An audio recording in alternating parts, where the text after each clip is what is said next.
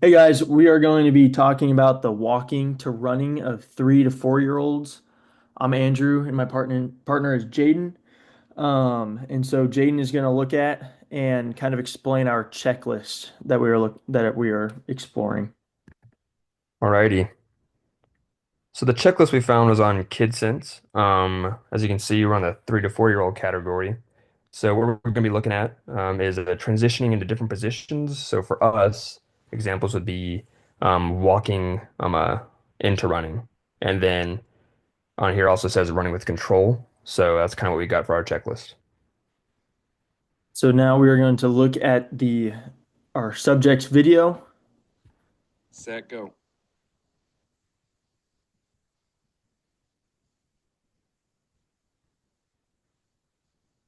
So as you can see, um, our subject starts off with a um, brief walk. Then she gets into her run. We will look at both phases of walking and running, but just want to note out that one of our articles, The Development of Independent Walking in Toddlers, discusses a lack of pendulum walking mechanics, which is more so referring to the use of gravity in the walking and running patterns, which adults do very well, but toddlers not as much. So what happens is the size of toddler limbs restricts uh, the size of toddler limbs restricts the gait and is then shortened to have a brief hitch in restarting the loop. So as you see, she kind of has a little bounce when she walks.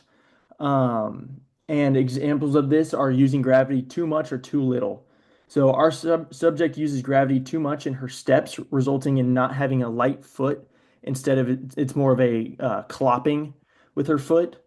But she does a good job of using gravity in the fluidity of her arms when she's walking. And once she begins running, she continues to use her arms well. But then once she reaches her high speed, that is when she begins to have that braced posture, and is ineffectively using gravity and keeping her arms up, bracing herself if she were to fall. So Jaden is going to look at now the um, phases of walking.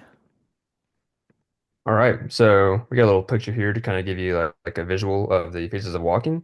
So starting from the left, we kind of start out with like a heel strike. Then we go into loading response. In the middle is mid stance. Then we go to terminal stance and then pre-swing. And then we got three pictures that we kind of like took out of the video that kind of give you like a reference. So the upper left one is kind of like a perfect representation of the heel strike, as you can see. Moving into the middle picture is honestly another perfect representation of the loading response. And to finish off the last picture will be the terminal stance. And to kind of pull some facts out of the what we got from Washington.edu. It says gross motor skills kind of develop rapidly through the toddler years as they kind of um, uh, improve on balance and coordination. And then most kids can walk without assistance around 18 months, and then as they grow rapidly, they can walk faster without with fewer falls.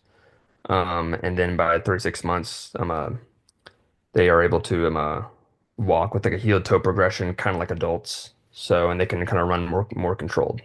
So, moving on to the phases of running, Angela will get that. Yeah, so looking at the phases of running, we have our contact time and our flight time. So looking at contact, you have your initial contact, your mid stance, and then your takeoff. Then in flight time, when both feet or one foot is off the ground, looking in the mid stance, you have your initial swing, mid swing, and terminal swing. So we also have three images of our subject. We have our mid stance there in the top left, our initial contact, and our initial swing. So, when looking at running and walking, both in young children, The study of muscle synergies in children in walking and running showcases that children use more muscle synergies when running than adults do. This is talking about how muscle synergies are a collection of muscles that are being fired off and used at one time. So this means that children, when learning to run, need to use more muscle groups because of their lack of expertise, which once they learn and master the running, then less synergies are used, resulting in less fatigue. So, as you know, most children, when running, they don't have a very large gas tank. That is because they are overcompensating in ways to make sure that their body goes because they don't have the running motion completely mastered like adults do. So then looking at our sources and contribution breakdown, these are our sources.